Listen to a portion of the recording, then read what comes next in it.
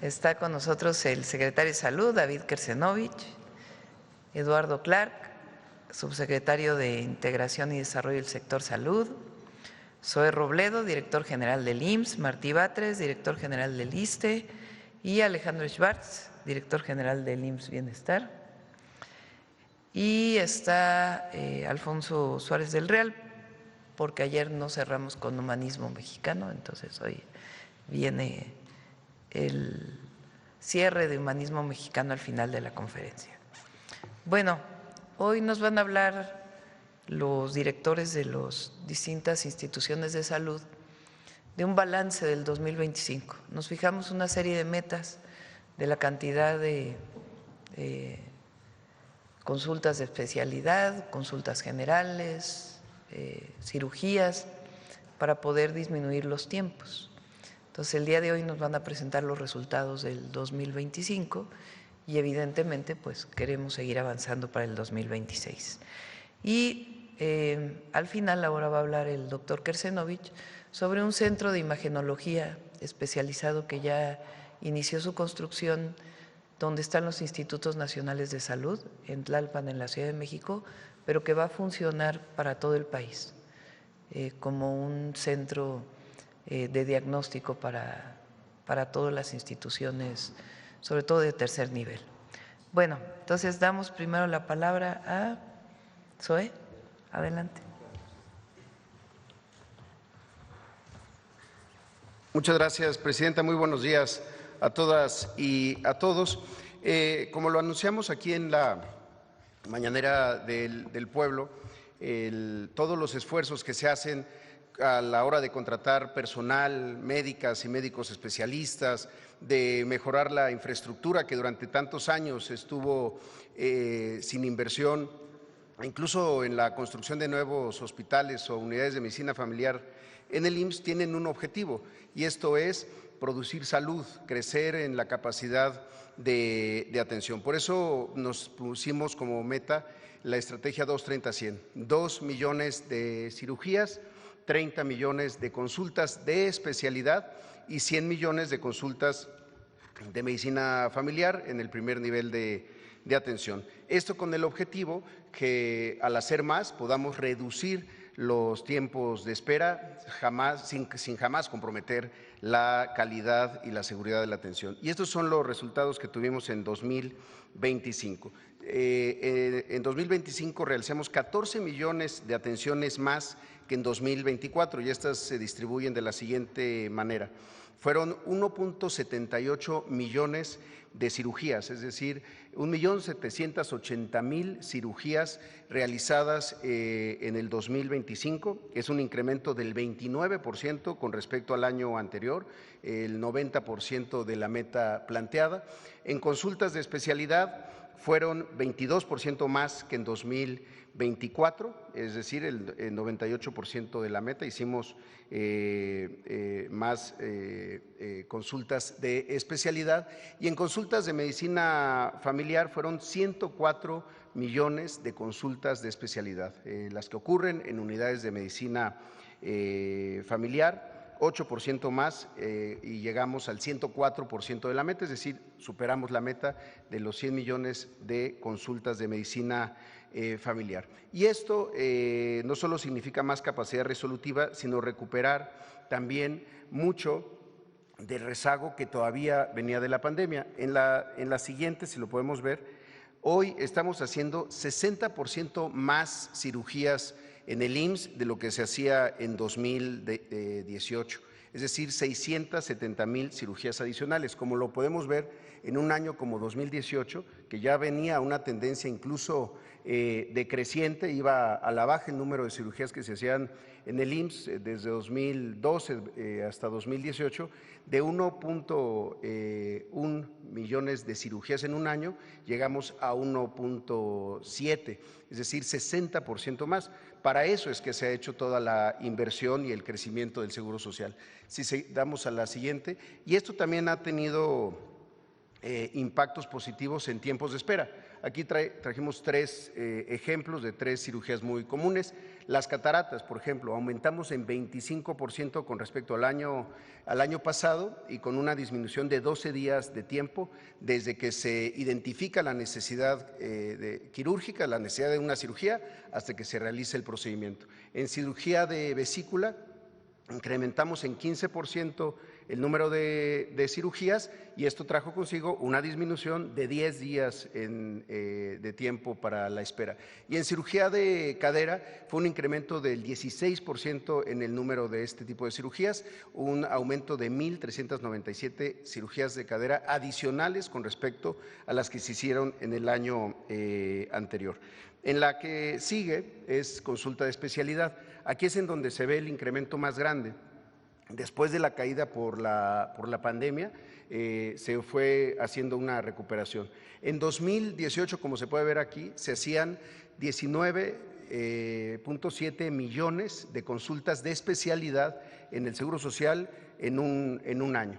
Después tuvimos la caída de COVID, una recuperación en los siguientes años y hoy se están haciendo 10 millones de consultas de especialidad más de las que se hacían en 2018. Este es un incremento del 48% y como lo podemos ver en años previos, desde 2012, esto se había mantenido o estable y un poco a la baja en todo este proceso de desinversión, falta de contratación de médicos, falta de apertura de turnos de consulta de especialidad. Esto es 48% más respecto a lo que se hacía en el 2018. Y si vemos en la que sigue, algunos tipos de qué tipos de consultas de especialidad estamos hablando: medicina interna, traumatología, cirugía general. Y en esto también podemos ver respecto al año anterior cómo ha habido un incremento, 52% en estas 10 tipos de consulta de especialidad,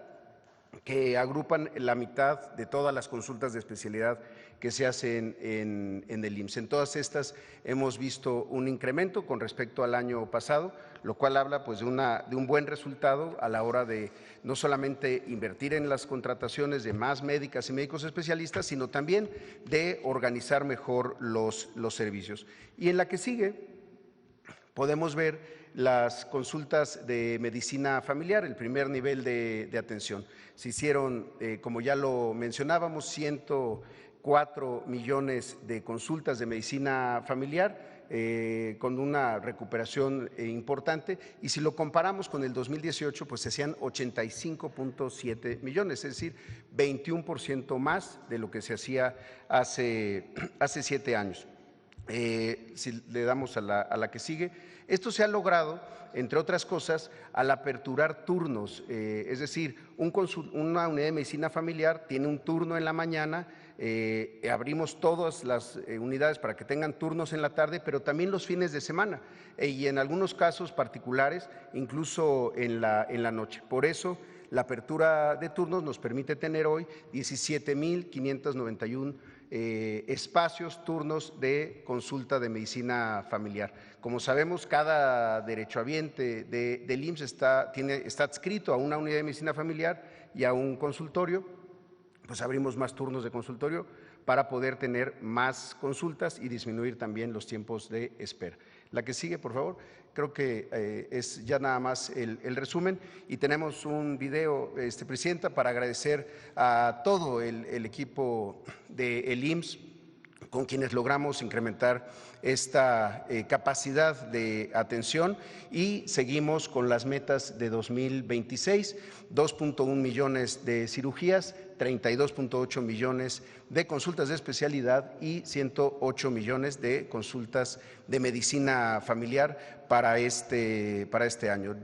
Probamos que haciendo todo lo que nos corresponde, pues logramos estos buenos resultados, siempre con calidad, disminución de tiempos, oportunidad y por supuesto con trato humano. Tenemos un pequeño video, Presidenta, si nos permite. Muchas gracias. Al 31 de diciembre de 2025, los números confirman lo que ya se sentía en los hospitales. Más de 1,787,000 cirugías realizadas. Un crecimiento que no tiene precedentes. 29% más que en 2024.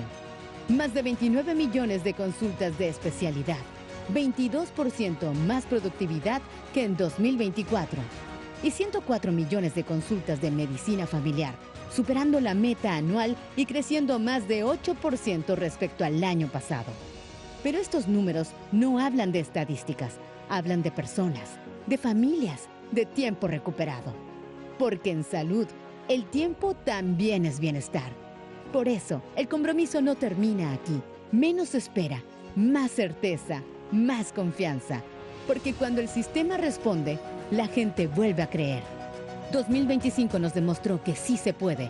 2026 nos convoca a hacerlo a tiempo.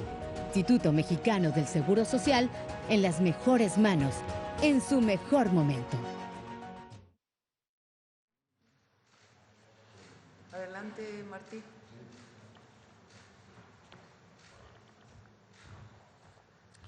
Buenos días, Presidenta. Buenos días, amigos de los medios de comunicación. En cuanto a las metas que se fijó el ISSSTE, tenemos los siguientes contrastes. En el año 2024 se realizaron en materia de cirugías 279,130 cirugías.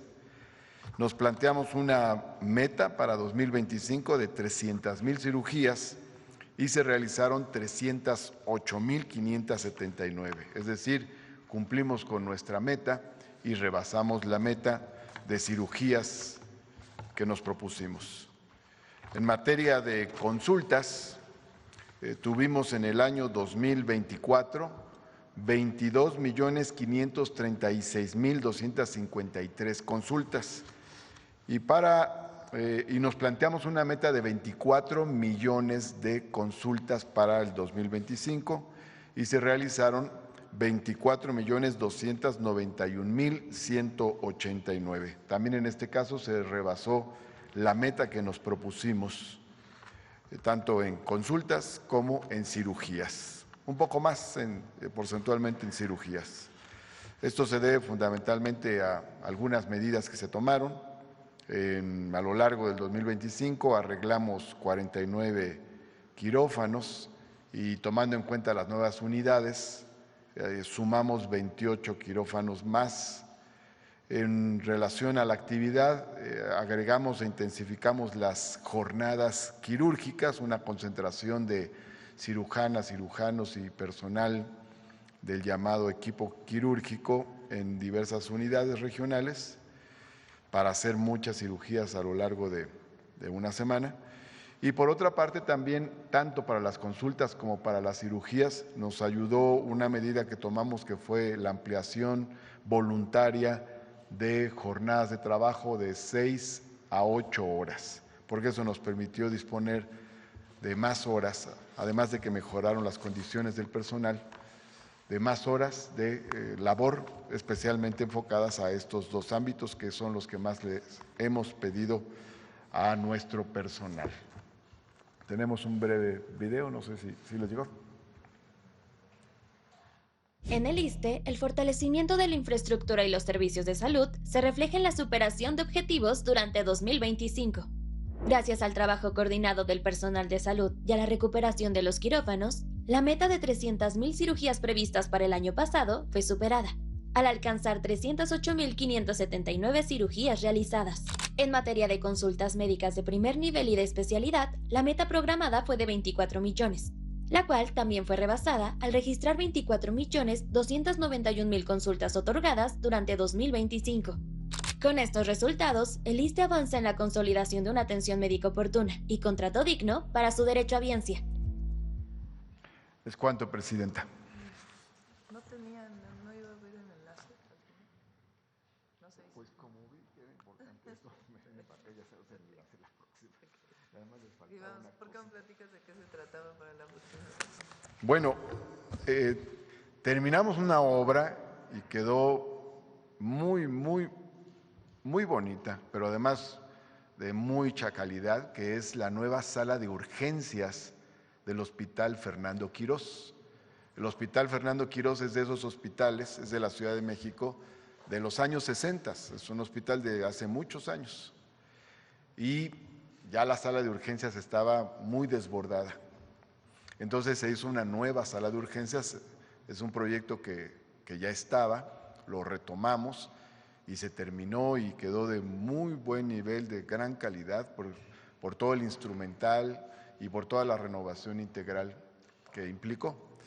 Entonces, bueno, nosotros queríamos para hoy hacer un enlace con la presidenta, pero como estaba esta información que es importante de que las diversas instituciones cumplieron metas y las rebasaron, entonces ya nos vinimos para acá, pero en la próxima mañanera haremos un enlace para la inauguración formal de la sala de urgencias que se terminó y ya nada más está esperando, termina la capacitación para echarse a andar. Es una sala que duplicó su dimensión, amplió las salas de choque, el número de camas y los aparatos con los que trabaja.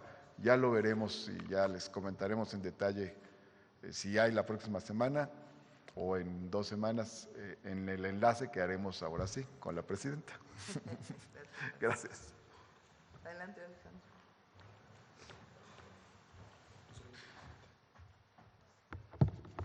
Con su permiso, Presidenta, señor secretario, compañeras y compañeros, hoy vamos a presentar el cierre 2025 del Bienestar. No son solo cifras, son resultados de salud logrados gracias a una política del Gobierno de México y que nos permiten, sobre todo, iniciar el 2026 con metas aún más ambiciosas y con una capacidad instalada histórica en nuestro país. Siguiente, por favor. En 2025 superamos las metas de atención a la salud, alcanzamos más de 51 millones de consultas en el primer nivel. Esto equivale a un 103% de la meta anual. Como ustedes recordarán, estas metas fueron fijadas a partir del histórico de productividad de los servicios de salud estatales, más un 25%. Sobre todo esta meta representa un símbolo para nuestra institución, dado que la atención primaria a la salud es el pilar del modelo de atención del Bienestar. Se atendieron a 13 millones de personas en el primer nivel de atención. En consultas de especialidad superamos los 6 millones, llegando al 123% de la meta. También atendimos casi 1 millón de cirugías y más de 500,000 partos y más de 250 trasplantes, entre los que figuran trasplantes de corazón, hígado, córnea, riñón, etcétera. Por supuesto, todos estos trasplantes, todas las cirugías y todas las consultas 100% gratuitas. Siguiente, por favor. También en el 2025, gracias al respaldo y al impulso de la presidenta, logramos inaugurar 15 hospitales y 4 centros de salud que hoy ya operan dentro de la red pública. Entre ellos destacan unidades estratégicas en salud materna, pediátrica, mental y comunitaria, donde antes no había llegado el Estado mexicano. Estas aperturas ampliaron de manera directa la capacidad de atención, pero sobre todo redujeron los tiempos de traslado y llevaron medicamentos gratuitos y de especialidad a lugares muy remotos. Siguiente, por favor. En el primer trimestre de 2026 nos congratula informar que vamos a iniciar la operación de una serie de hospitales clave que van a fortalecer la atención especializada y de alta complejidad en nuestro país. En primer lugar, en la Ciudad de México, el Hospital Oncológico de la Mujer operará como una unidad oncológica de acto único. Esto significa detección oportuna, diagnóstico total, tratamiento total y seguimiento sin vueltas y sin demoras para nuestras queridas mujeres, con acompañamiento psicológico integral durante todo el proceso. Esto empezará a funcionar a partir de febrero de este año. Esta unidad representará un modelo de atención universal del cáncer de mama y cuenta con equipamiento de altísima tecnología como 3 mastógrafos digitales, radiología digital, fluoroscopía, el mejor tomógrafo para la detección de cáncer de mama, un sistema de patología robotizado, etcétera. A estos esfuerzos se va a sumar el Hospital General Agustín Orán en Mérida, en Yucatán.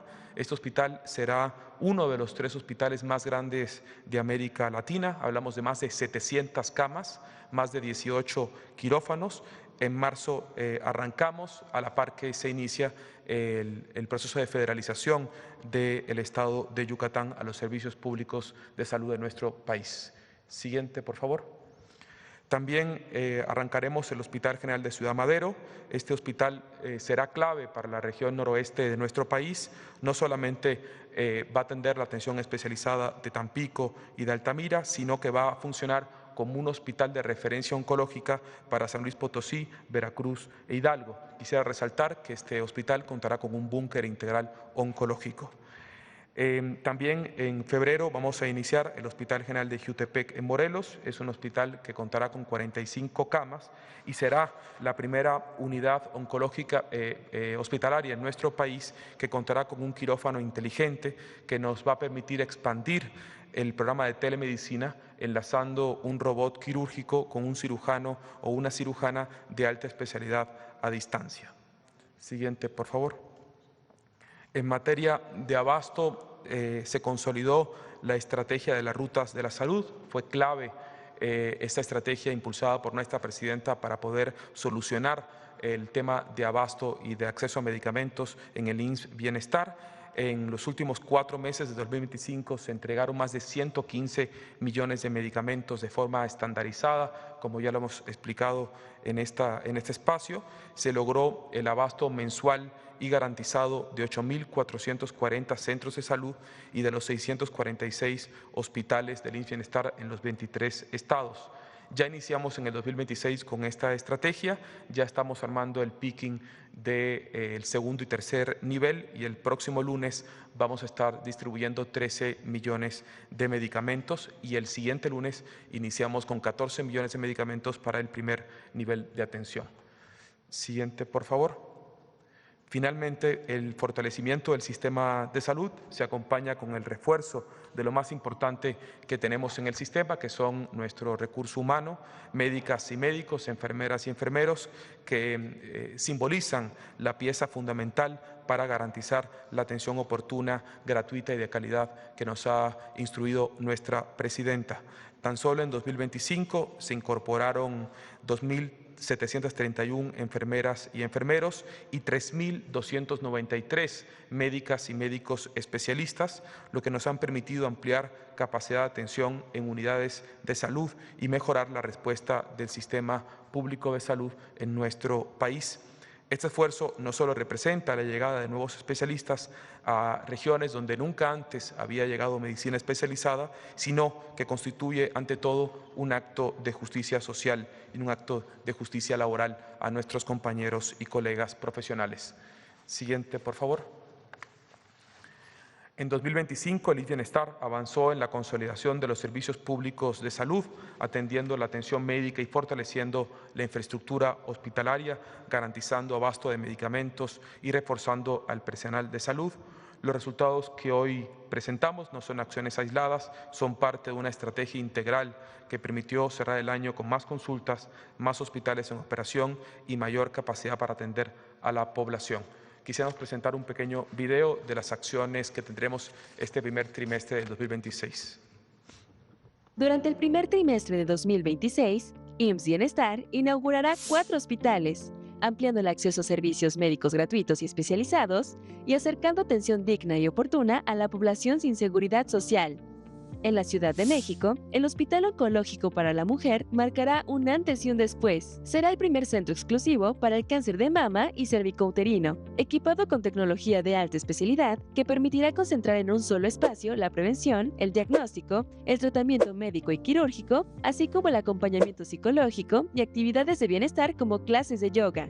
Con mastógrafos de última generación y una unidad robótica de patología, se reducirán significativamente los tiempos de diagnóstico, garantizando una atención gratuita, moderna y humana desde la primera consulta hasta el tratamiento integral. En Yucatán, el Hospital General Dr. Agustín Orán se convertirá en un referente para el sureste de México y Centroamérica. Será el hospital más grande de la región, con 670 camas sensibles, 16 quirófanos y servicios de alta especialidad. Fortalecerá la atención en oncología, terapias de reemplazo renal y cuidados intensivos. En el noreste del país, el Hospital General IMSS Bienestar de Ciudad Madero ampliará la capacidad médica en la región sur de Tamaulipas, acercando servicios especializados a miles de familias. Con 90 camas sensibles, consultorios y quirófanos, brindará atención en oncología, medicina interna, cirugía, ginecobstetricia, pediatría, cardiología y traumatología. En Jiutepec, Morelos, el Hospital General IMSS Bienestar contará con un quirófano inteligente que potenciará el programa de telemedicina, permitiendo que cirujanos y cirujanas de alta especialidad operen con un robot en tiempo real, facilitando el acceso a atención quirúrgica avanzada en la región y contribuyendo a agilizar los procesos médicos para la población. IMSS Bienestar sigue construyendo hospitales para cuidar vidas con atención gratuita, cercana y humana para quienes más lo necesitan. IMSS Bienestar, servicios públicos de salud. ¿Será cuánto, Presidenta?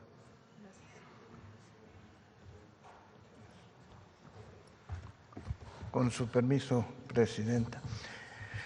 8 de los institutos nacionales de salud que reciben enfermos de alta especialidad están localizados en la zona de Tlalpan. Y la mayor parte de los enfermos que llegan a requerir alta especialidad requieren de estudios radiológicos especializados como son resonancia magnética o un PET. Lo que les voy a presentar tiene que ver con un centro diagnóstico de alta especialidad localizado en Tlalpan y que permitirá, además de hacer los estudios, convertirse en un centro de formación de recursos humanos para la alta especialidad en radiología. Y además, la radiología, como ustedes acaban de ver hace unos momentos, viaja la imagen de un sitio lejano en el país hacia un centro que será de análisis de referencia especializado. Habiendo dicho eso, me pasa la siguiente, por favor. Este es el sitio donde va a estar localizado el centro. Está situado al lado del Instituto Nacional de Medicina Genómica, en donde está la Comisión de Bioética, en donde estamos construyendo además también una central de mezclas que va a servir para todos los institutos nacionales de salud y se extenderán sus servicios a la Ciudad de México. Está señalado allí en rojo el terreno donde va a estar el Centro de Imagenología, que empezó su construcción precisamente el día de ayer. La siguiente, por favor. En este centro tenemos el propósito, la meta de poder hacer de estudios de PET que tienen que ver para detectar cáncer, etcétera, 90 estudios por día. El centro va a estar abierto de las 7 de la mañana a las 10 de la noche y la meta es hacer 90 estudios de PET al día. Y además va a haber 5 equipos de resonancia magnética que van a hacer 100 estudios al día. De esa manera vamos a poder hacer que la atención ocurra en forma más temprana, las decisiones terapéuticas se tomen a tiempo en lo que tiene que ver con el abordaje del estudio de estos pacientes. La siguiente, por favor. Pero además tiene que ver cómo va a estar diseñado el centro. Tiene 5 equipos de resonancia magnética, 3 equipos de PET, pero tiene alrededor de ellos 20 salas de preparación. Cuando un paciente llega a hacerse un estudio especializado, tiene que entrar a un cuarto de preparación donde se le canaliza, se le pasa una vena por el que se pasan los medios de contraste y después pasa al estudio de rayos X.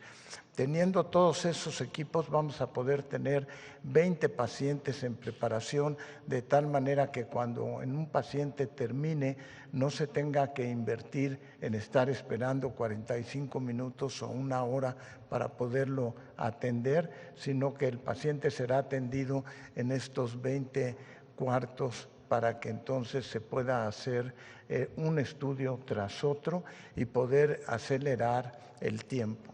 La siguiente, por favor. ¿En qué consiste esto? Está ubicado, como les digo, a un lado de la Comisión Nacional de Bioética en el Arenal. Es una sola planta de 3.565 metros, va a tener una fachada de bajo mantenimiento. Eso es importante porque en los estudios de imagenología de alta especialidad se requieren de instalaciones especiales en la protección de los pacientes y de los radiólogos.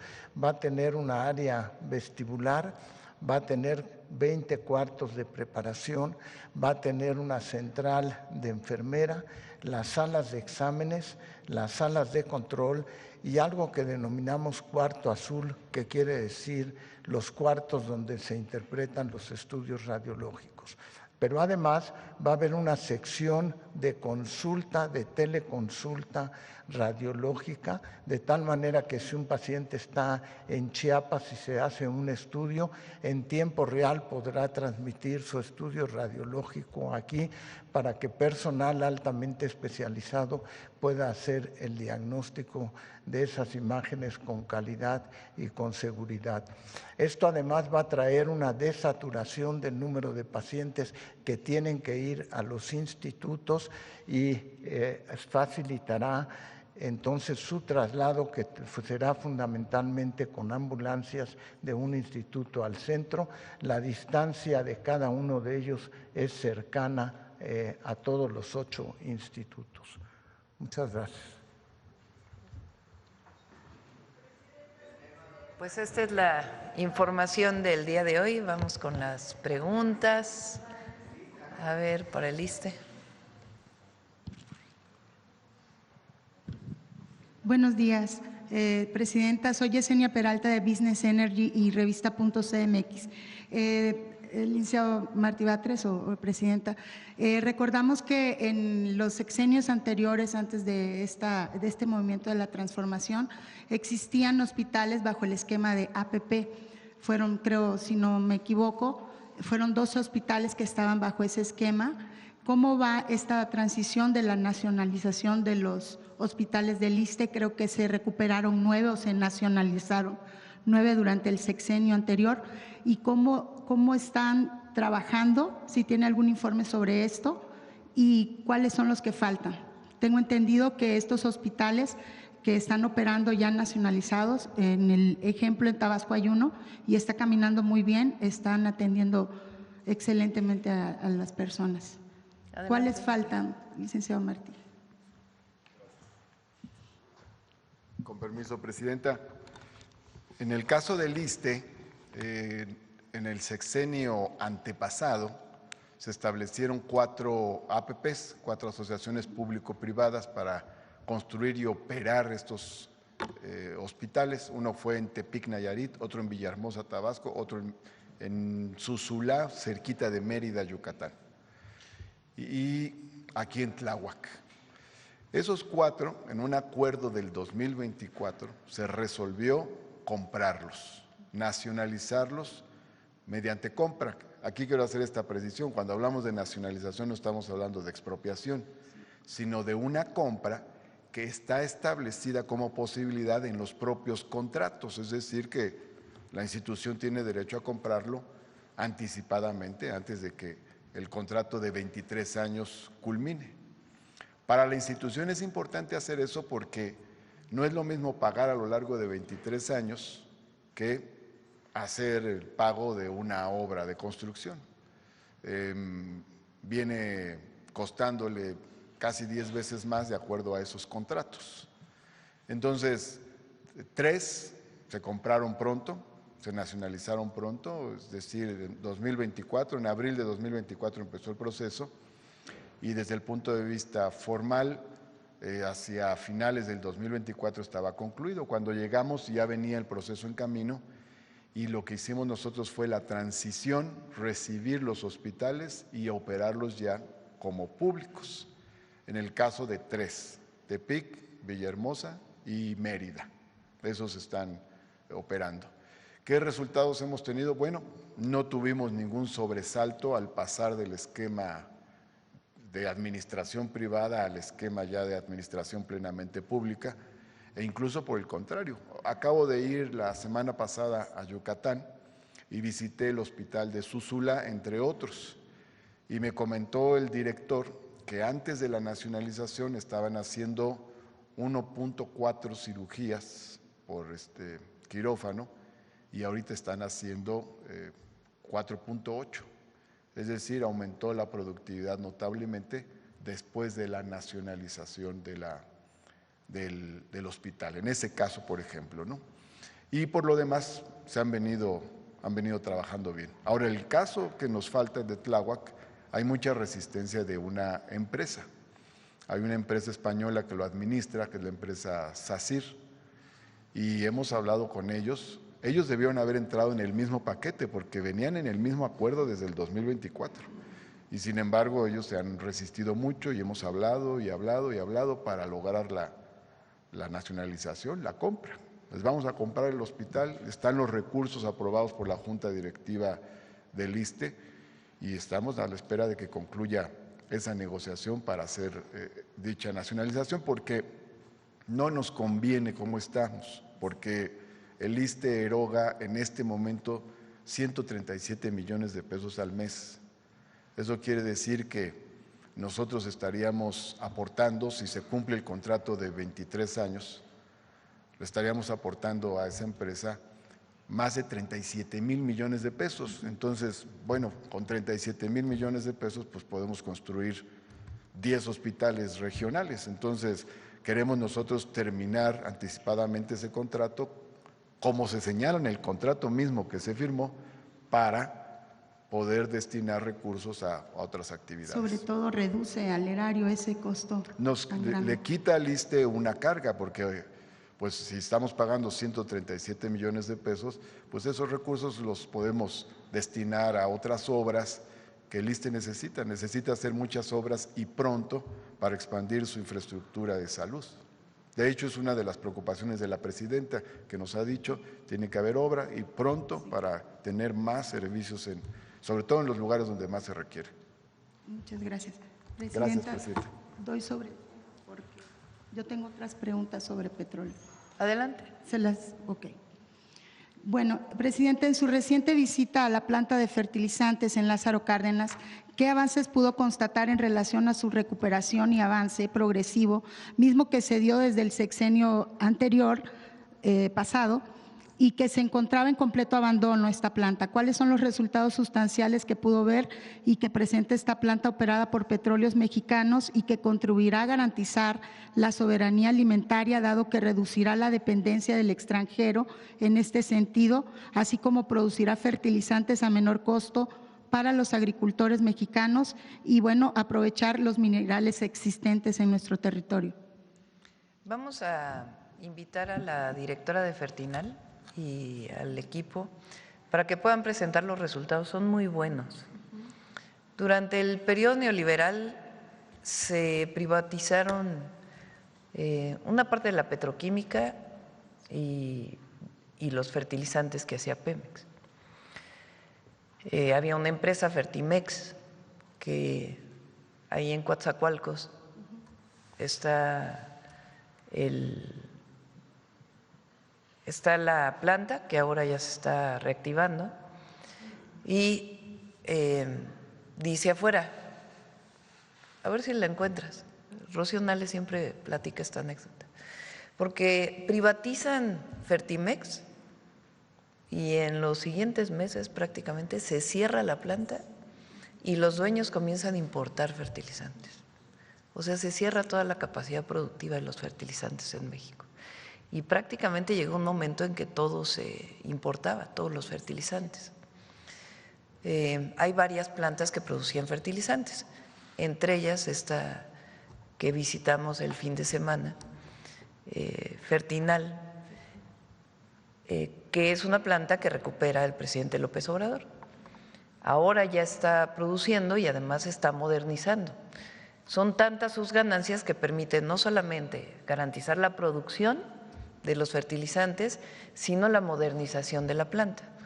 Fuimos a visitar una nueva subestación de energía eléctrica muy importante para la planta y se está planteando un proyecto que incluye incluso un amoniaducto que pasaría por el istmo de Tehuantepec, llegaría a Salina Cruz y podría llegar directamente a la planta de Fertinal para poder aumentar la producción. Entonces, ha sido un gran proyecto. Ahí se muestra, igual que en el caso de la nacionalización de los servicios en el ISSSTE, que las privatizaciones, en la gran mayoría de los casos, con algunas excepciones, realmente se convirtieron en negocios para unos cuantos y dejaron de funcionar para la nación. Entonces, afortunadamente ahora estamos dándole continuidad y vamos a invertir más para la producción de los fertilizantes en nuestro país. Estos fertilizantes, la mayoría de ellos, se regalan, se dan de manera gratuita a los pequeños productores de nuestro país a través de la Secretaría de Agricultura y Desarrollo Rural, y otra parte se exporta. Entonces, es una planta de mucho potencial, vamos a invertir todavía más, y el objetivo pues es que se produzcan en México los fertilizantes que se consumen en México.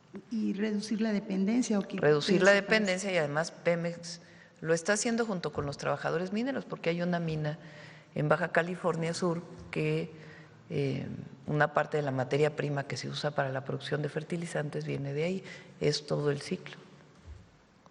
Muchas gracias, presidente. Una última pregunta, dice, bueno, en relación a la certificación y a la estrategia de controles de geolocalización e información verificada en tiempo real para reducir o tener mayor control en la trazabilidad y la informabilidad del transporte de hidrocarburos, implementada en septiembre del año pasado, como parte de la Estrategia Nacional para Evitar el Robo de Combustibles, coordinada por ASEA, CENER y otras instituciones.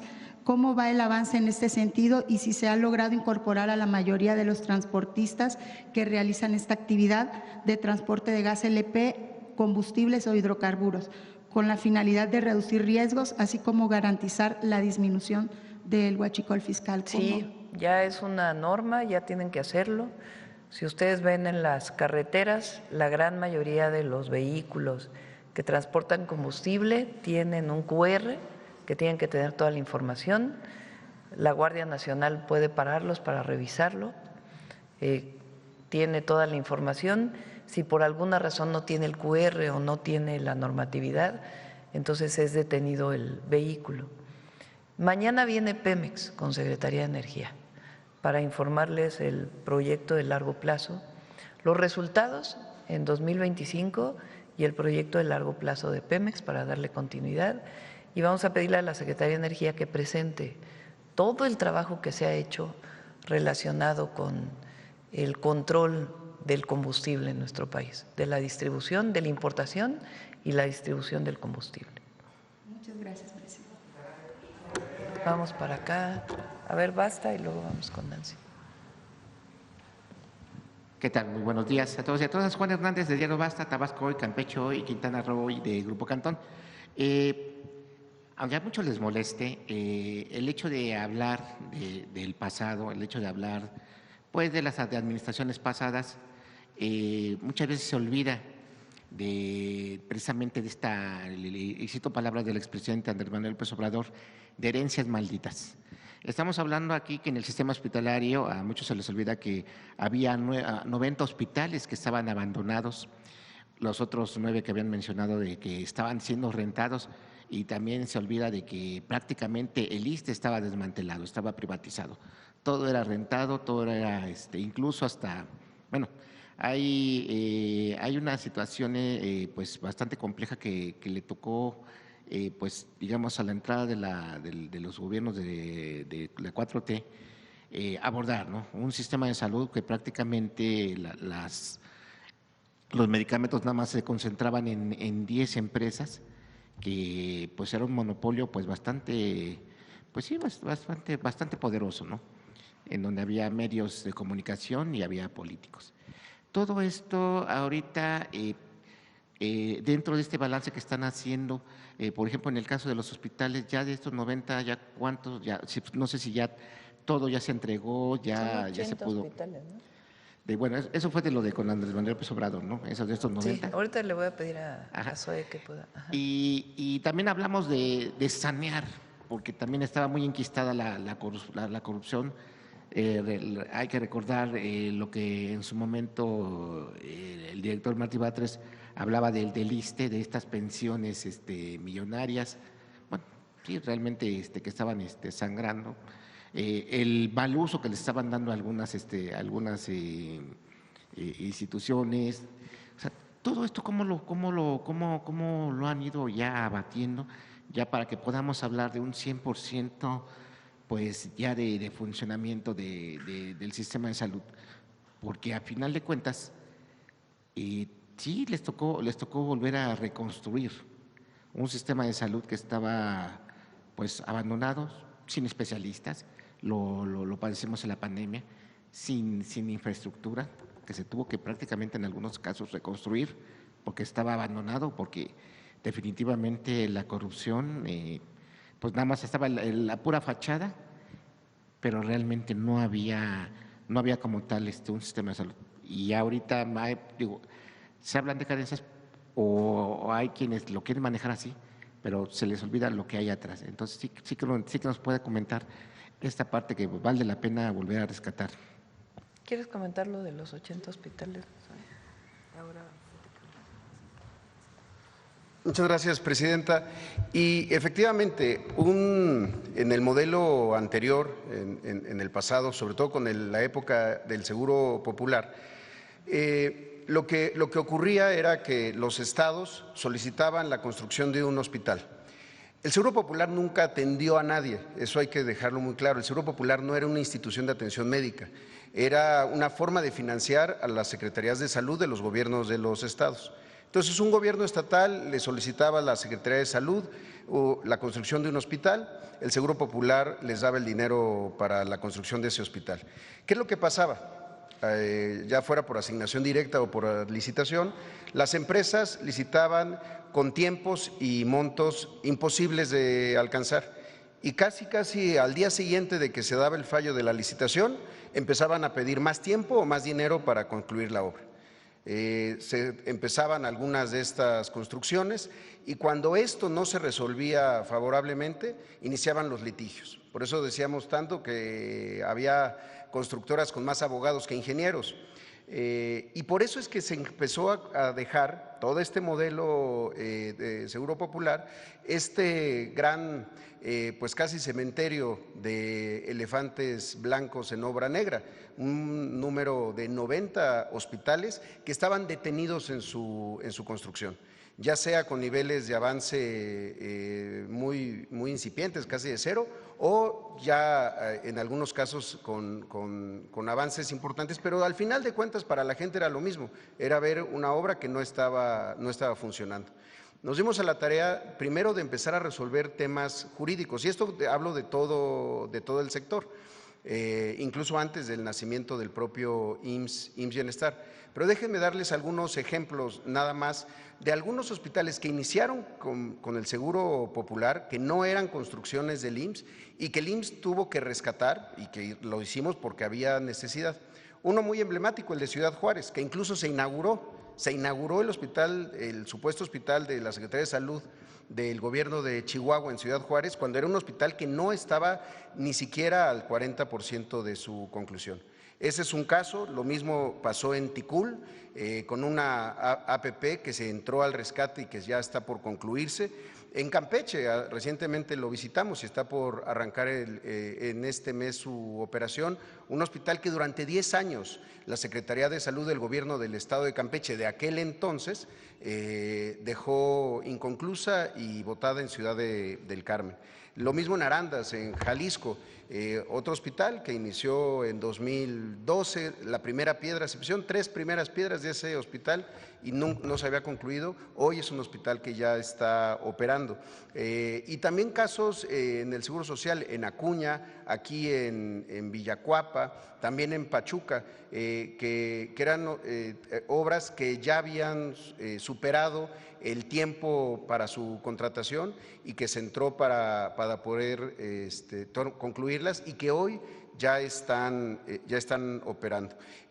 Para este año vamos a iniciar ya 2 obras similares de esto que llamamos rescate. El oncológico de Ecatepec, otra vez, un hospital de la Secretaría de Salud del Gobierno del Estado de México, previo al gobierno de la maestra Delfina, que se construyó, incluso en algunas áreas ya había hasta instalaciones, pero no ha operado jamás, en un lugar con mucha necesidad y también mucha población derechohabiente del IMSS, por eso es que pedimos su donación para poderlo concluir. Y lo mismo en Aguascalientes, por cierto, en Pabellón de Arteaga, otro hospital que se quedó inconcluso, con idas y vueltas y estos laberintos a partir de supuestos sobre protección civil. Se hizo una dictaminación y ya el gobierno del Estado nos lo tuvo que donar para que nosotros le podamos invertir y hacer un hospital. Y en todos los casos de estos hospitales lo que buscamos es que ya sean hospitales que nazcan con la posibilidad de integración, sobre todo en aquellos estados donde hay IMSS Bienestar, para que no sean solamente inversiones que favorezcan a las personas derechohabientes del IMSS, sino a toda la población de ese estado. La verdad que de los 90 y en muchos otros casos se han logrado concluir y están ya operando. Perfecto. Bueno, ese sería por un tema. El modelo, en la época de Zedillo, decidió descentralizarse la educación y la salud. Las dos son en Zedillo, ¿verdad? Con Salinas Educación. Con Salinas Educación y con Zedillo la salud. ¿Qué quiere decir descentralizarse? Que los estados se hicieran cargo de la educación pública y de la salud pública. El recurso para operar, pues se le entregaba desde la Federación y el Estado podía incorporar más recursos. En realidad lo que fue ocurriendo es que cada vez había menos recursos y cada vez peores servicios, principalmente de salud. En educación no fue tan problemático, pero en salud sí. En salud realmente comenzó a disminuir la atención a la salud.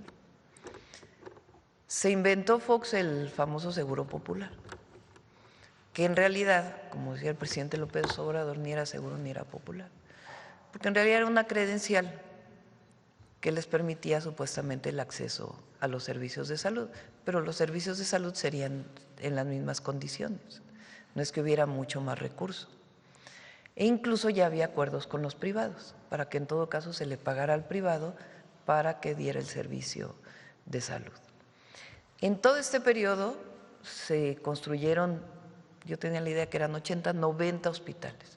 Se construyeron entre comillas, porque en realidad inició su construcción, pero nunca operaron.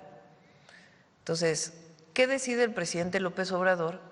Bueno, viene primero la pandemia y ahí pues hay que concentrarse en la atención de la pandemia. Fueron 2 años donde prácticamente todos los servicios de salud estuvieron dedicados a la atención del COVID-19. Después de que termina el COVID-19, dice, vamos a entrar a un proceso de concentración, de federalización de los servicios de salud.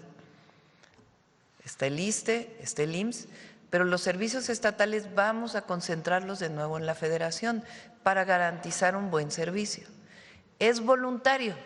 El estado que quiera se incorpora al IMSS Bienestar, quien no quiera no se incorpora. ¿Qué estados se incorporaron? Pues esencialmente los 23 estados que estaban gobernados por Morena, hay que decirlo así. Otros estados decidieron no incorporarse al IMSS Bienestar, seguir con su propio sistema de salud y se les sigue entregando el recurso que les corresponda. En los 23 estados, ahora ya va a entrar Yucatán, van a ser 24 estados, pues ya son parte de un sistema integral de salud.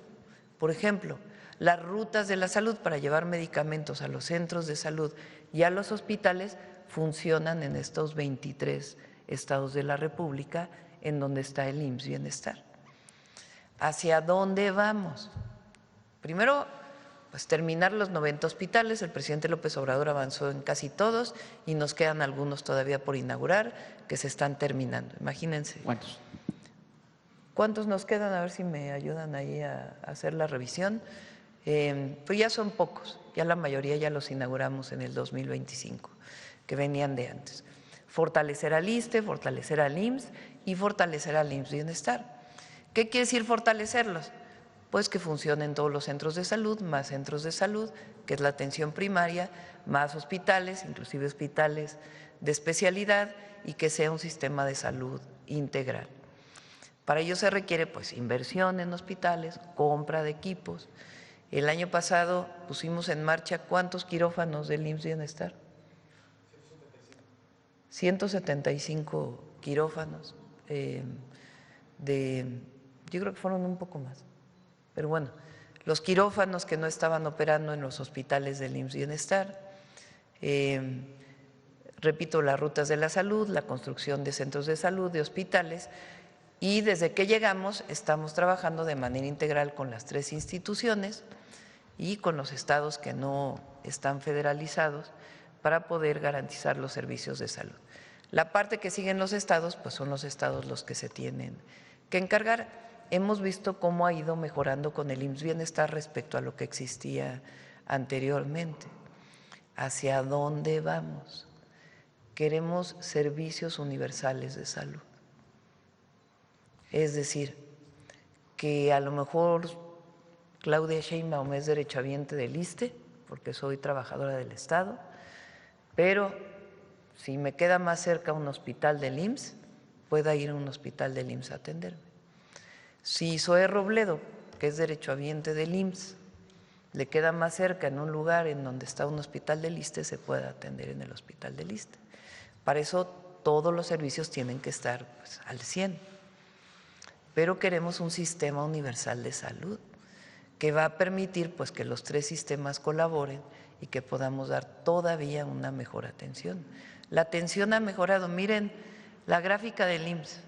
Ponme las gráficas de Zoé.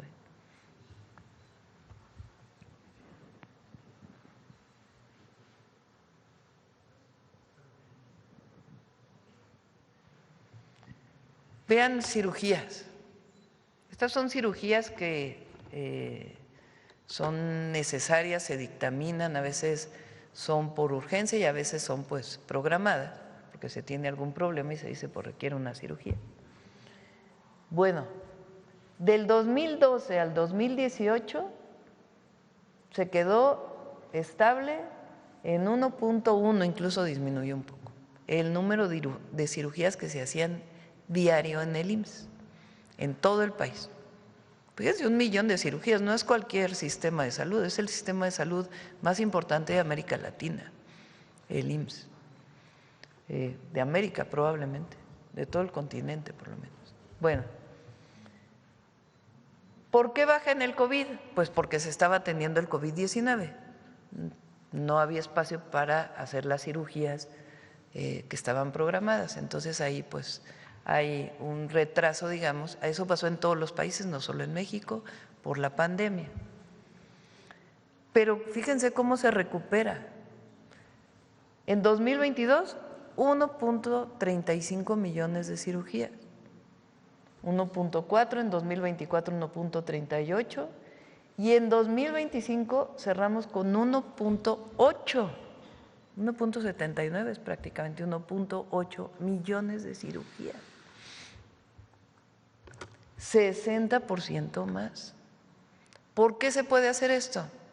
Pues porque hay más quirófanos, porque hay más hospitales, pero además porque se contrataron más especialistas. ¿Y por qué se pueden contratar más especialistas? Porque se están formando más especialistas. Recuerden que también en el periodo neoliberal no solamente dejaron de invertir, sino privatizaron los servicios, sino que además no se formaban médicos, con la idea esta de que mientras más restrictivo fuera el examen de admisión, mejor, porque iba a haber mejores médicos. Y el problema fue que no se formaron médicos especialistas. Entonces, vean lo que significa para todos los derechohabientes del IMSS, lo que significa 60% más cirugías. Y ahora en el 2026, pues se quiere todavía reducir el tiempo de espera, que lo que pasa en el IMSS y en todos los sistemas de salud. Ahora fue un equipo a ver el sistema de salud de Reino Unido y también hay tiempos de espera muy importantes en cirugías de cierto tipo que son programadas. Pero nosotros queremos reducir los tiempos, que si tienes diagnosticada una cirugía de cadera, pues no te tengas que esperar 4 meses a la cirugía porque no hay suficientes médicos o quirófanos, sino que vayamos disminuyendo esos tiempos. Al hacer más cirugías al día, pues se reducen los tiempos de espera. Entonces es algo extraordinario el trabajo que han hecho pues todos los que forman parte del Seguro Social. Y así también más consultas con especialistas, porque vas al médico familiar y te dice, no, pues tú tienes un problema, porque así está construido el sistema de salud. Tú tienes un problema que requieres ver a un otorrinolaringólogo. Ah, pues ¿cuándo me va a dar la cita el especialista? Ah, pues en 4 meses. Pues en 4 meses ya te curaste, ¿no? Entonces, si hay más especialistas, si hay más consultas de especialistas, pues esos tiempos se reducen. Ah, pues tienes la cita para la próxima semana. Entonces, el que haya más consultas de especialistas, pone las especialistas de especialidades, fíjense, casi 50% más. Pues ¿eso qué significa? Pues que te dan más cerca tu cita para poder ser revisado por un especialista. Y esto va a seguir aumentando y mejorando. Y obviamente la parte preventiva, porque pues hay enfermedades que necesitamos entrarle a lo preventivo, como la diabetes, la hipertensión, que es lo que estamos haciendo, porque pues no alcanzarían nunca las salas de hemodiálisis si no atendemos la prevención. Entonces, esto es resultado pues de un reconocimiento de lo público y de que lo público tiene que ser lo mejor, que está bien que haya medicina privada, que quien quiera ir y tenga dinero para ir a la medicina privada lo pueda hacer, pero lo público tiene que ser de absoluta calidad y atención digna a todas y todos los mexicanos. Eso significa que el acceso a la salud es un derecho. Perfecto, gracias. Rápidamente, en un segundo tema, preguntarles sobre este tuit que publicó recientemente el embajador Donald Johnson, y lo leo y lo cito textual. Fue un gusto haber contribuido a facilitar la productiva llamada de hoy entre voto real Donald Trump y la presidenta Claudia Sheinbaum, tras un año de la relación más cooperativa y mutuamente beneficiosa de las últimas décadas. Aún queda mucho por hacer, pero juntos podemos. Pero aquí me llama la atención este énfasis que hace la relación más cooperativa y mutuamente beneficiosa de las últimas décadas. Preguntarle su opinión sobre este comentario, este análisis que hace en unos cuantos caracteres el embajador norteamericano. Bueno, él, hay que decirlo, cuando pedimos apoyo del embajador para alguna gestión con el gobierno de Estados Unidos, siempre nos ha ayudado el embajador de Estados Unidos en México. Y pues obviamente él representa al gobierno de Estados Unidos aquí y nosotros pues tenemos mucha relación con ellos. Entonces, cuando hemos solicitado un apoyo del embajador, siempre hemos tenido el apoyo. Entonces, pues agradecerle. En este caso, se habló con el embajador, además de pedir directo la llamada a la Casa Blanca, que normalmente se hace así, se habló con el embajador para explicarle qué es lo que pretendíamos tratar con el presidente Trump. Y fue un facilitador para que pudiera salir bien la llamada. Y bueno, finalmente 2 preguntas. Sobre la reunión que sostuvo del tema de la reforma electoral, ¿ya qué puntos fueron los que le... Todavía les digo que esa reunión es mañana. Ah, pero sí. Ayer vinieron para ver la agenda legislativa. Sí, pero... ¿Qué leyes estamos planteando que se modifiquen? Y ya lo vamos a platicar. ¿Un adelanto? La próxima semana. La próxima semana se los adelanto. Bueno, ya, y finalmente, sobre las visitas que va a realizar a los estados, en este caso, bueno, de las mañaneras del jueves del jueves y el viernes, ¿en qué estados van a ser? Estamos por definirlo porque hay un evento en España de la feria esta del turismo, ¿cómo se llama? FITUR, en donde México es el país invitado y algunos gobernadores tomaron la decisión de asistir a FITUR pues para promover sus estados y poder hacer algunas pues promociones. Entonces algunos se van para allá y teníamos planteado, entonces estamos reajustando la agenda para poder que estén los gobernadores, obviamente, ¿no? Cuando vamos a los estados. Mañana les informamos a dónde vamos a ir el jueves y viernes. Sí, vamos. Gracias, Presidenta. Buenos días a todas y a todos. Nancy Flores, de la revista Contralínea. Presidenta, el día de ayer usted mencionó que aquellas personas que buscan el injerencismo extranjero, pues en realidad no aman a nuestra patria. Y en este contexto en el cual pues las decisiones del gobierno estadounidense están presionando mucho el derecho internacional, incluso al grado de amenazar su vigencia, no solo por esta invasión que ocurrió en Venezuela, el secuestro del presidente Nicolás Maduro, sino también por algunas pues amagos contra otros países. La oposición en México pues aprovecha esta misma coyuntura para ahora estar difundiendo esta mentira de que con la reforma electoral México ahora sí, ¿no? Porque lo han venido diciendo desde hace mucho tiempo, ahora sí va a ser una dictadura. Entonces preguntarle su opinión al respecto, Presidenta, de cómo utilizan casi cualquier pretexto pues para impulsar el injerencismo, el intervencionismo en nuestro país. Vale la pena ver los periódicos de hoy, ¿no? Porque no supieron ni qué decir.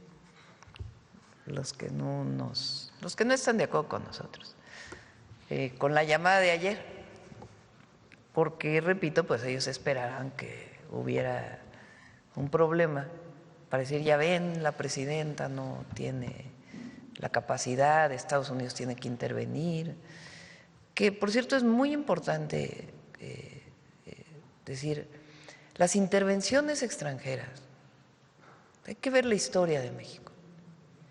Yo digo, la última vez que hubo una intervención de Estados Unidos en México se llevó la mitad del territorio. La última vez que se paró una intervención de Estados Unidos en México fue en 1914, en plena Revolución Mexicana. La intervención francesa en México, pues no dejó nada más que guerra. México es un país libre, independiente y soberano, y bastante trabajo le ha costado al pueblo de México garantizar esa independencia y esa soberanía. Entonces, cualquier tema los mexicanos somos capaces de resolverlo. Y claro, nos coordinamos, colaboramos, tenemos relaciones con todo el mundo y buscamos la relación cultural, la relación educativa, la relación económica con todos los países del mundo. Y ahí donde no estamos de acuerdo, donde se ha cometido un acto contra la democracia, pues también lo decimos. Y México siempre ha sido receptor de muchísimas migraciones provocadas por golpes de Estado. Desde la guerra civil en España, durante el cardenismo, hasta toda la migración que ocurrió en Sudamérica por los golpes de Estado en Sudamérica y en Centroamérica también. Entonces, es muy importante para las y los mexicanos, y vamos a seguir insistiendo en esto, en recordar la historia y lo que significa la independencia y la soberanía. ¿Quiénes buscan la intervención? Pues quienes no tienen fuerza interna, quienes se sustentan en otros para poder garantizar su influencia en nuestro país. ¿Quiénes hablan de la necesidad de intervención?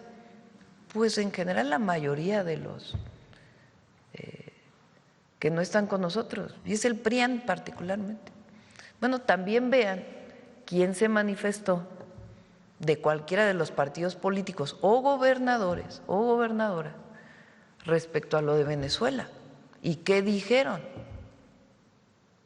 Porque es importante. ¿Y cuál es su visión del futuro de México y de lo que significa el desarrollo nacional? Sí, repito, con colaboración, coordinación, relación económica, pero somos una patria soberana. Entonces, eso es importantísimo. Ahora, ayer cuando hicimos la llamada, pues ellos esperaban al revés, que hubiera una mala salida para estar culpando a la presidenta de México y a la Cuarta Transformación.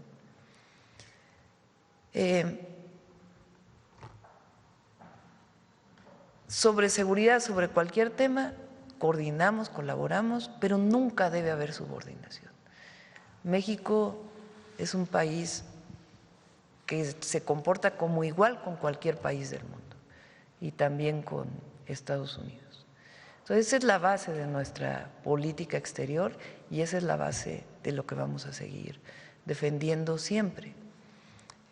Sobre tratado comercial, etcétera, viene hacia adelante y nos va a ir bien a las mexicanas y a los mexicanos.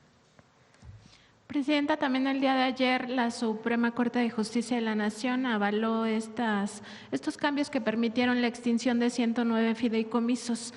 Todo esto se hizo el sexenio pasado. Sin embargo, en la Secretaría de Hacienda y Crédito Público, el último informe trimestral que rinde pues el Gobierno federal a la Cámara de Diputados o al Congreso de la Unión, manifiesta que todavía existen otros 156 fideicomisos con un saldo superior a 594,000 millones de pesos. Preguntarle si en este caso se estaría evaluando si esos fideicomisos tienen vigencia, si son importantes. ¿De dónde es esa información? De la Secretaría de Hacienda, estos informes trimestrales que entrega al Congreso de la Unión. Ahí indica que, bueno, en su momento, cuando se toma esta decisión por parte del gobierno del presidente López Obrador, había más de 300 fideicomisos, se extinguen estos 109 e incluso más de estos 109 fideicomisos y actualmente hay 156 fideicomisos registrados con un saldo pues superior a los 594,000 millones. A ver si se podría revisar. Damos la información. ¿Dónde hay fideicomisos? Por ejemplo, en aduanas hay un fideicomiso y está perfectamente definido en la ley qué porcentaje de lo que se recibe de aduanas, que por cierto el año pasado el incremento en la recaudación fue de 284,000 millones, a ver si Marín me lo confirma, o 200, a ver, que te dé el dato exacto, mejor para no, pero más de 200,000 millones de pesos.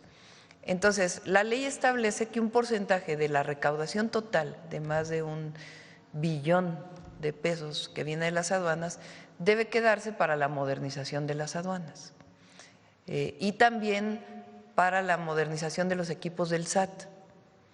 Entonces, ese fideicomiso pues es necesario que exista para esa característica. Hay fideicomisos, por ejemplo, que hay un fideicomiso que tiene el Valle de México, que es el fideicomiso 1928, en donde se depositan los recursos del pago por agua que hace la Ciudad de México y el Estado de México, y que sirve para financiar obras para la zona metropolitana del Valle de México. Entonces, hay algunos que se consideró desde el presidente López Obrador que no era necesario cancelarlos, sino al revés mantenerlos. Pero con esta pregunta que haces damos un informe de cuáles son los fideicomisos que quedan y cuál es su uso y la transferencia de esos recursos. Presidenta, también dentro de los cambios que se han registrado en materia fiscal, pues ya estas nuevas reglas fiscales impedirán a las aseguradoras que sigan deduciendo el IVA y esto se dialogó con las aseguradoras, entonces llama la atención que ahora algunas de ellas están impulsando esta idea de que Tomás Herón de Lucio y también de Andrés Roemer, ambos que están en Israel, prófugos de la justicia mexicana. ¿Sí hay algún avance en eso, Presidenta? Sí, lo está viendo la fiscal, nos lo informó, lo está viendo y bueno, ya ella tiene que dar mayor información, pero en todos los casos de extradición está poniendo particular énfasis la fiscal. Y una precisión, Presidenta, porque se preguntó aquí lo de los 9 hospitales y nada más se habló de 4.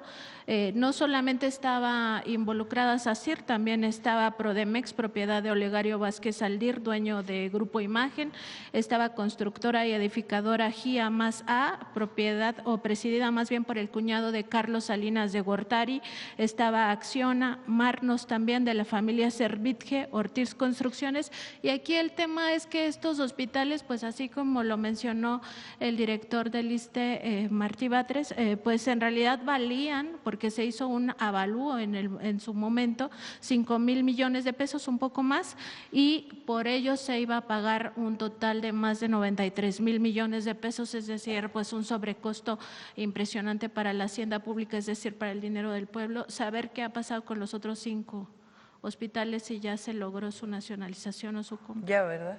Nada más queda el de Tláhuac, y de los 90 hospitales todavía quedan 9 que tenemos que inaugurar este año.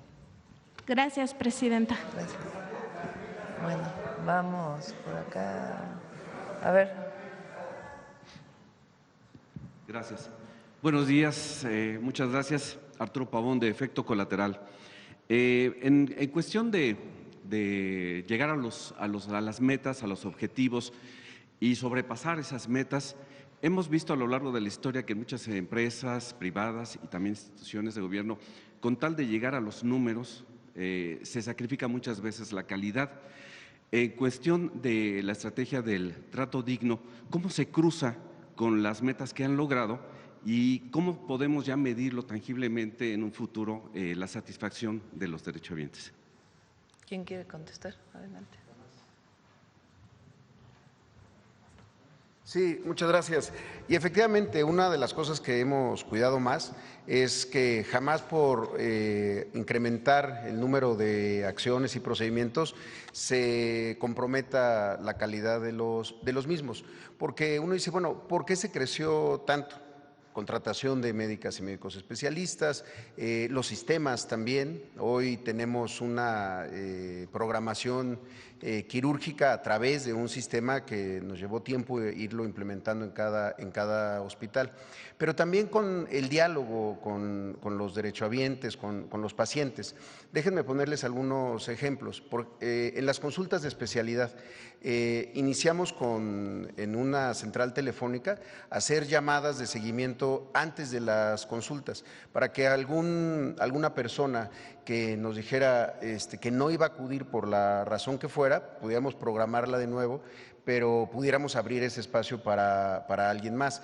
Luego, antes de las cirugías, de cualquier cirugía, sobre todo de procedimientos mayores, se hacen tours al interior de los hospitales y se hacen muchas llamadas también para decirle a las personas que lleguen sin desayunar, que cuiden su salud previo a la cirugía, para que no vayan a llegar con algún otro padecimiento. De repente una gripa o alguna enfermedad de esa naturaleza puede llevar a la decisión de los médicos de cancelar la cirugía, y es lo que menos queremos. Y también algo que se está haciendo es el seguimiento después del evento, sobre todo de las cirugías. Este año le he solicitado por instrucciones de la presidenta a todos los delegadas del IMSS en los estados que después de los trasplantes, por ejemplo, que hace poco presentó aquí el doctor David Kersenovich, de cada trasplante de riñón, de hígado, de corazón, de pulmón, que se hicieron también el año pasado, se acuda personalmente a los domicilios para el seguimiento de los pacientes. Entonces, es una organización entre todos. Y por supuesto siempre con el tema del trato. Dar información a tiempo a los pacientes, a sus familiares, y por supuesto que en todo momento, en toda atención, tengamos esta lógica de trato digno, humano y bien informado. Gracias. Muchas gracias. Mi segunda pregunta es… Perdón. Sí. Gracias, Presidenta. Muy breve. Lo que pasa es que esto de las consultas y las cirugías forma parte del trato digno. ¿Por qué? Porque el problema que enfrentamos muchas veces son los tiempos de espera. Entonces, si no aumentamos número de citas, de consultas, si no aumentamos el número de cirugías, no disminuimos los tiempos de espera. Aquí la presidenta puso un ejemplo de, te programan para un tema otorrino y ya cuando llegas, pues ya hasta te curaste. Entonces, se tienen que disminuir los tiempos de espera y para eso necesitamos aumentar el número de cirugías, aumentar el número de consultas. Ahora, no se sacrifica la calidad porque incluso con la capacidad instalada todavía podemos aumentar más y con las medidas que se están tomando de ampliar infraestructuras, pues es posible todavía seguir aumentando el número de consultas y número de cirugías. Y en cuanto a la medición, ya hablamos en otra mañanera de los indicadores que tendremos en su momento para medir también trato digno, para ver qué nos dice la derechohabiencia, cómo avanzamos también en eso. Gracias, presidenta. Muchas gracias. Presidenta, pedirle su opinión acerca de lo que acaba de denunciar el gobierno de Puebla acerca de la extorsión de que es víctima o era víctima o quiso ser víctima TV Azteca, pidiéndole a través de convenios pues un monto de más de 2,000 millones de pesos con tal de no golpear, promover, y el gobernador pues no se prestó a ese acto de corrupción y lo acaban de denunciar. ¿Cuál sería su opinión? ¿Cuándo denunciaron? Ayer. Ayer, no lo había visto. Ayer el coordinador de gabinete, José Luis García, hizo la denuncia. Pues se explica por sí solo. No hay mucho que decir.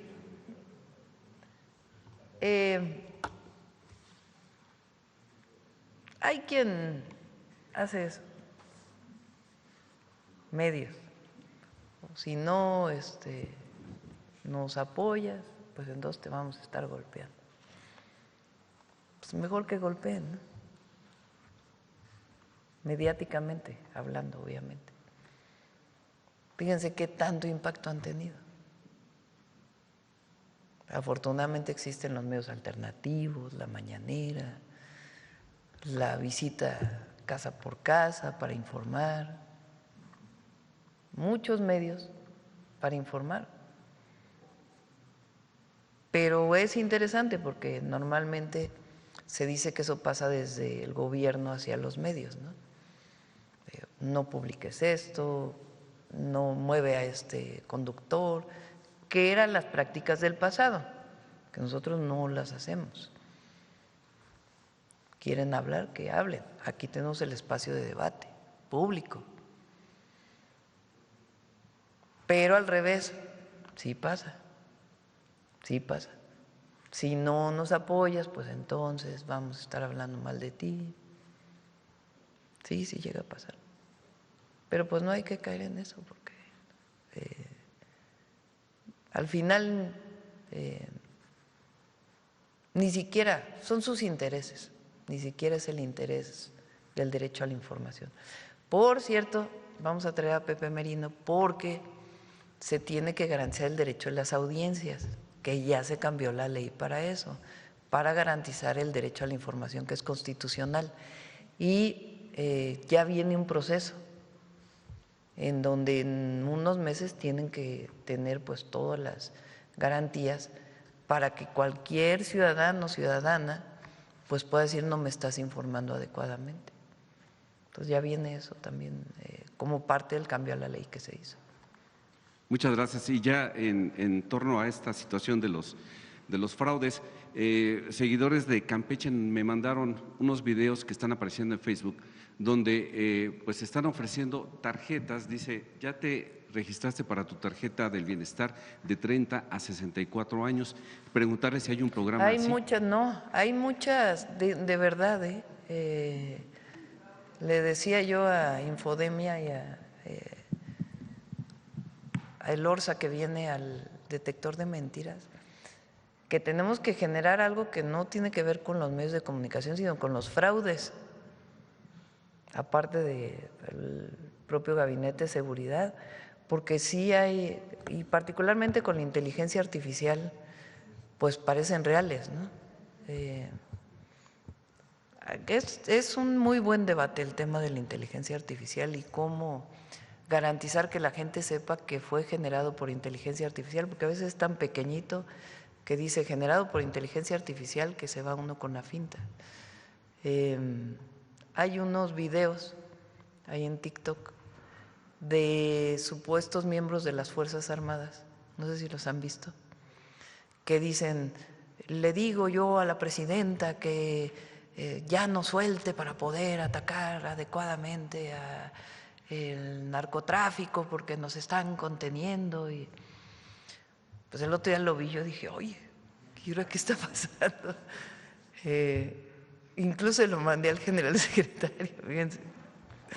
Y me digo, no, fíjese, presidenta, allá abajo dice inteligencia artificial. O sea, está hecho con inteligencia artificial, pero no es lo suficientemente grande. Y es un tema de debate, porque es un tema del acceso a la información, de los fraudes que se hacen a través de estos esquemas. Me ha llegado a decir gente, que incluso le he canalizado, de un video que salió donde supuestamente yo estoy pidiendo que inviertan en Pemex. Bueno, hay gente que ahora recientemente ya no, pero el año pasado personas que me decían en las visitas, oiga, ¿sí es cierto de que podemos invertir en Pemex? Entonces, sí es algo que es importante y es para todos, porque después van a decir que si estamos hablando de esto ya queremos censurar, y no. Es un tema de que tiene que garantizarse el derecho a la información, y particularmente aquello que tiene que ver con un delito, que es el fraude. Entonces, Secretaría de Seguridad tiene un área de inteligencia donde están bajando permanentemente páginas y están en contacto con las plataformas, pero es un tema a debatir en donde de alguna manera tiene que regularse mejor para garantizar pues que la gente sepa que en efecto es una información falsa. Entonces, de 30 a 64 no existe. Sí. Yo creo que hay que debatirlo. Yo creo que es un tema que se tiene que debatir entre todos para poder garantizar que no prevalezca la información falsa y los fraudes de todo tipo. La regulación tiene su complicación, pero es muy importante debatirlo y entre todos definir cómo tiene que garantizar que el ciudadano está protegido, que finalmente es lo que nos interesa, o la ciudadana. Y hablando de la inteligencia artificial, ¿cómo va el asunto de los actores de doblaje? ¿Los qué? Los actores de doblaje, la industria del doblaje en México. Eso ya está. A ver si Claudia nos informa. Muchas gracias, presidente. ¿Quién más? A ver, ¿quién más? ¿Quién me ha preguntado? A ver, hasta allá atrás. El compañero hasta allá atrás. El compañero primero y luego hasta. Buenos días, presidente. Alejandro Cabral, de Política de Rock and Roll Radio y de la Asociación de Radios Comunitarias, la AMARC México. Precisamente ayer estuvimos en la CRT, en la Comisión Reguladora de Telecomunicaciones, hablando del tema de los derechos de las audiencias. Se nos presentó a los concesionarios una primera propuesta. Mira, ya tuvieron la reunión. Y sí, pero es la primera de 3 foros públicos que se van a abrir sobre derechos de las audiencias. Viene muy interesante, un cambio necesario. Desde 2014 estamos intentando distintos actores que se le den los derechos a las audiencias y ha habido resistencia. Recuerde usted que incluso la Corte en algún momento regresó la ley y por demandas de algunos concesionarios privados, ¿no? Parece que ahora sí va avanzando. Nos comentaban en la CRT que ya que se abrió el registro de celulares, hablando de los fraudes, incluso hay llamadas ya pidiendo que se registren a través de inteligencia artificial, pero que son llamadas fraudulentas. Entonces también hacer un llamado al cuidado. Creo que es urgente esto. Estuve en… El registro de celulares sí. Es la propia empresa telefónica quien las hace. Sí, y los responsables además de cuidar la información. Y los responsables de cuidar la información. Entonces, para todos los que tienen teléfono celular, creo que son 158 millones, son más que la población de teléfonos celulares en el país. El registro, que es muy importante para garantizar la seguridad y particularmente ahora que estamos trabajando en el tema de extorsión. No tiene nada que ver con vigilancia, con saber dónde está la gente, nada, sino sencillamente se registran en la telefónica y si hay un delito, entonces las áreas correspondientes de seguridad o de procuración de justicia solicitan a la telefónica la información del teléfono del que se cometió un delito. Entonces, quien guarda la información son las telefónicas, las empresas que son dueñas de la telefonía. Entonces, para todos los que tienen que registrarse, es a través de la empresa telefónica que se tienen que registrar. Y solamente la autoridad tiene acceso a esa información si con ese teléfono se cometió un delito. Por ejemplo, si hay llamadas de extorsión o de fraude y las personas lo denuncian en el 089, ahora sí la autoridad ya puede decir, a ver, ¿a quién le pertenece este teléfono? Sí, y hubo algunas filtraciones de datos de usuarios, pero que fueron las mismas empresas que no verificaron bien sus sistemas de seguridad, ¿no? De protección de datos personales. Precisamente hablando de la inteligencia artificial, Presidenta, me tocó la suerte de estar en la reunión mundial de alfabetización mediática e informacional que fue en Cartagena de Indias, en Colombia, hace unos meses, y organizada por la UNESCO. Se hablaba de que este 2026 se prevé que la inteligencia artificial genere el 60% de la información que vemos. Así de grande, así de agresivo viene la información desde la inteligencia artificial, y comentaban algunos funcionarios del gobierno de Colombia específicamente que se está desarrollando una inteligencia artificial desde Colombia, una inteligencia artificial del sur global le llamaban, porque también hay que saber que la inteligencia artificial miente y cada vez miente de manera más eficiente, o por lo menos se vuelve consentidora y te dice las respuestas que tú quieres tener. Entonces, nos decían funcionarios del gobierno colombiano que ellos están proponiendo una inteligencia artificial que se haga fuera de los polos desde donde se está realizando, China, Estados Unidos, Europa, y que ellos ya están iniciando, que tienen relación con distintos países, agradecían al gobierno de México ciertos insumos, pero nos decían que les interesaría que esta fuera una inteligencia artificial latinoamericana, no de un gobierno en específico, para generar información desde nuestras lenguas, desde nuestras idiosincrasias. ¿Tiene información sobre ello? ¿El gobierno mexicano está colaborando con esta IA, con este desarrollo? Y nosotros estamos trabajando en un laboratorio de inteligencia artificial desde el gobierno. ¿Cuál es en un año se ha desarrollado la inteligencia artificial, son de las tecnologías que se han desarrollado más rápidamente. ¿Quién controla la información relacionada con la inteligencia artificial? Pues las empresas que son dueñas de la plataforma. Sí. Le cargan la información que ellos quieren. Se va generando también a partir de más información que hay en el Internet, pero ¿de dónde tienen la información? O la generan ellos a través de distintos mecanismos, o toda la información existente en el Internet. Y sí, se llama inteligencia artificial porque hasta cierto punto va generando nueva información a partir de la información que existe, o nuevas formas de interpretación a partir de la información que existe. Entonces, ¿quién controla esa información? Si uno pide, hazme un ensayo de, no sé, lo que uno quiera, ¿a partir de qué contenido se hace ese ensayo? Si uno pide una imagen, ¿a partir de qué se genera esa imagen? Entonces, sí es muy importante porque al final tiene que ver con un tema del control de la información a la que tiene acceso cualquier persona. Y finalmente lo que buscamos es la democratización también de la información. Entonces, por eso la inteligencia artificial sí es un gran tema. Nosotros estamos trabajando en un laboratorio interno de inteligencia artificial. Hoy incluso los jóvenes utilizan las plataformas de inteligencia artificial como una especie de psicólogo. Sí. Con sus beneficios y también sus problemas. Entonces sí tenemos un equipo de trabajo que está trabajando sobre ello, y es muy importante que se dé el debate, pues además este año, sí, claro, abierto, y hasta dónde, si se regula, si no se regula. Y es importante. Y es un tema internacional que está, o sea, no es un tema para México, es un tema internacional, pero no es que sea mágico.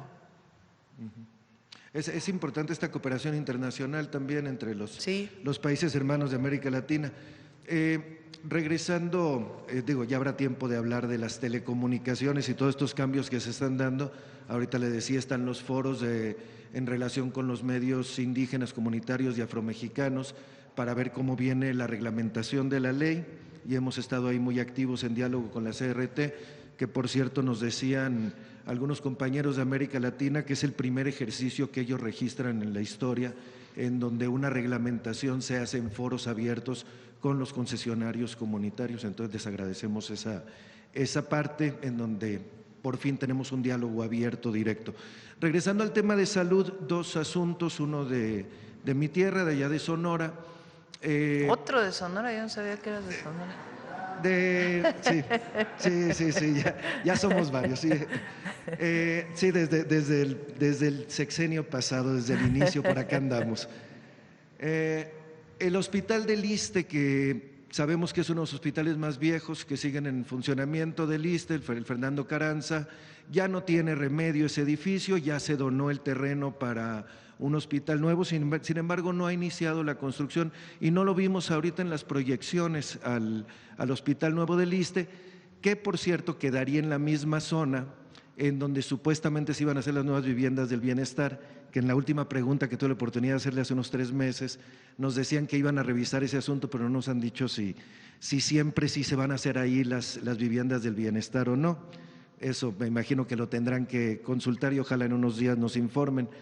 Y otro tema de salud, además de del hospital del ISSSTE, siempre hablamos de las enfermedades más comunes en la población y son las que más se tienen que atender definitivamente, pero hay algo que se conoce como enfermedades raras, y en estas enfermedades raras hay una en particular que es el síndrome CTNNB1, del cual hay 500 casos nada más en el mundo y hay 7 en México.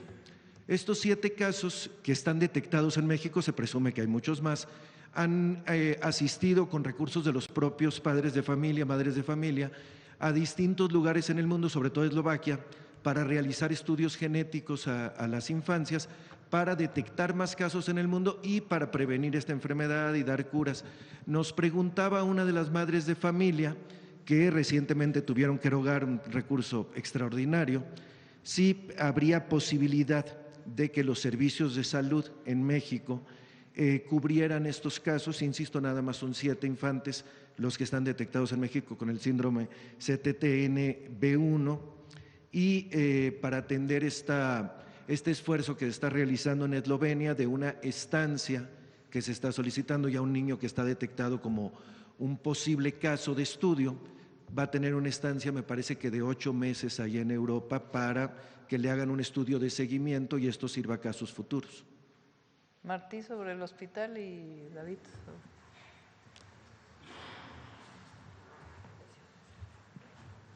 En efecto, este hospital de Sonora es uno de los hospitales viejos, desgastados también, y ha habido un planteamiento para renovar la infraestructura de salud del ISSSTE en esta entidad federativa.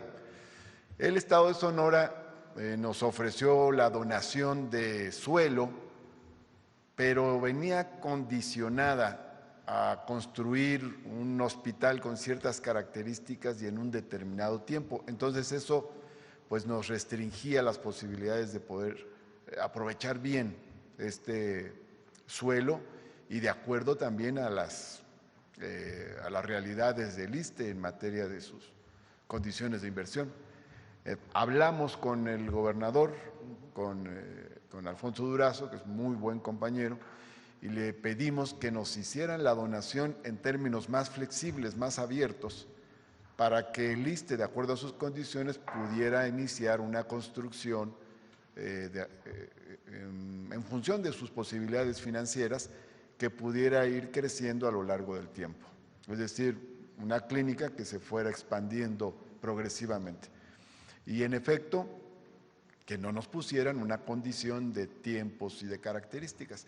Y así lo hicieron. Entonces nos volvieron a mandar la donación y en diciembre tuvimos la última reunión de la Junta Directiva, la última reunión ordinaria de la Junta Directiva del ISSSTE, y ya se aceptó la donación, porque la Junta Directiva tiene que aceptar las donaciones.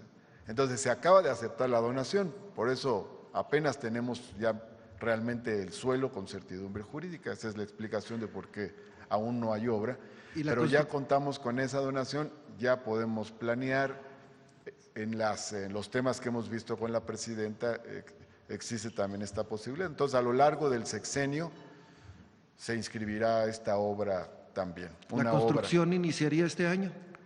No sé si inicie este año, porque hay otras obras que vienen también de procesos anteriores, pero ya tenemos el suelo, ya lo podemos planear en este sexenio lo antes posible esta obra.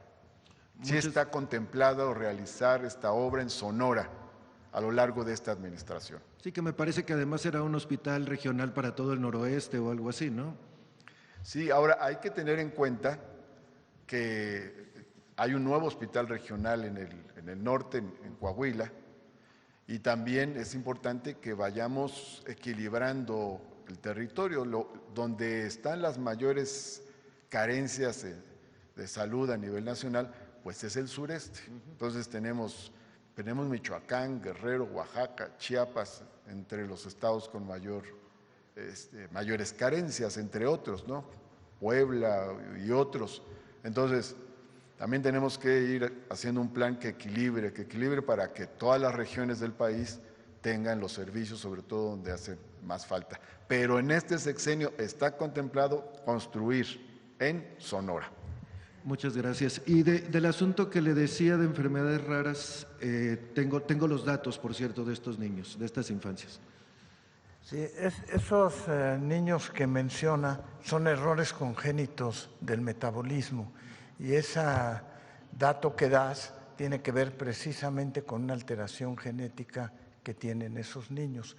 No tenemos un tratamiento específico para los mismos una vez detectado el error genético. Lo que estamos haciendo es tratando de desarrollar, estamos en el proceso de abordaje de varias de las enfermedades raras para que participen en estudios de investigación. Los 500 casos que menciona son casos que entran en protocolos de investigación para tratar de conocer cuál es el motivo del error genético y esperar a que en el futuro se pueda hacer una manipulación genética que permita que esos niños recuperen algo de su neurodesarrollo. Pero es un error congénito del neurodesarrollo. Claro. Con gusto le comparto los datos de las personas que están en eso para que ustedes mismos se pongan en contacto.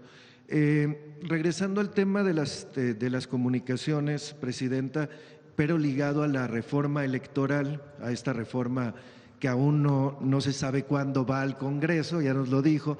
Es como nosotros expusimos en el Instituto Nacional… ¿Cómo se llamaba? Bueno, a ustedes no les tocó, están muy jóvenes. El premio de los 64,000 pesos. Y entonces esperabas un minuto a que se hacía la pregunta, se ponían dentro de una cámara, ¿no? ¿Cómo se llama? Una cápsula. Y se oía una música así de tan, tan, tan, tan, tan, tan. Así está la reforma electoral. Así está. Y precisamente una de las preguntas históricas que tienen las comunidades indígenas, este premio de los 64,000, es… hay comunidades indígenas que se rigen por usos y costumbres y por lo tanto eligen a sus autoridades pues mediante esos sistemas fuera de los partidos políticos.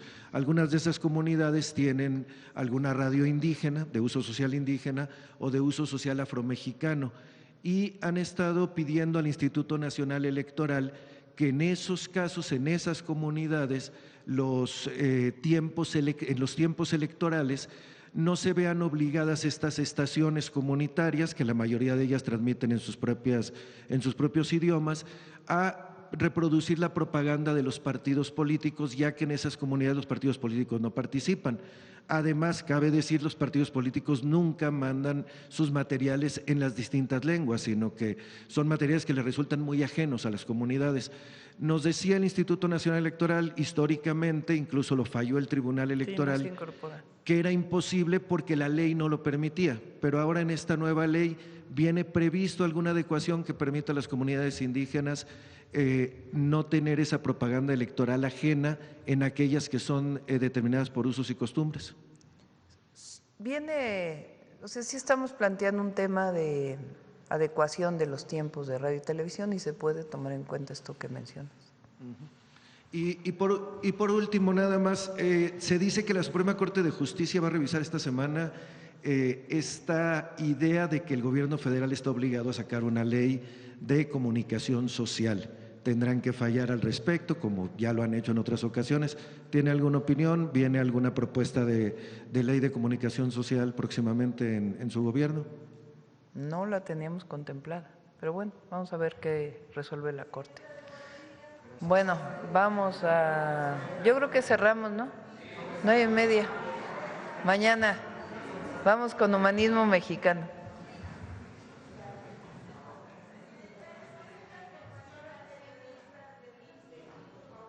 ¿Perdón? Nada más de las guarderías del ISSSTE de unas compañeras periodistas.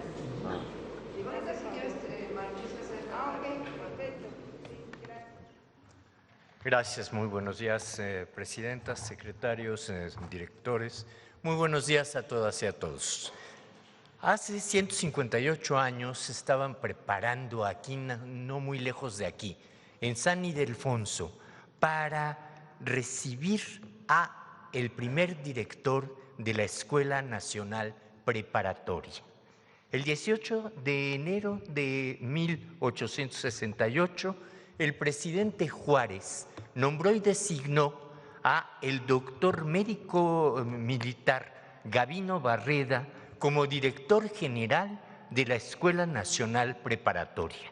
Este hecho marca una ruptura, una transformación definitiva y profunda con un sistema educativo heredado por la colonia y reconfigura la enseñanza como un derecho de desarrollo social y no de adoctrinamiento clerical.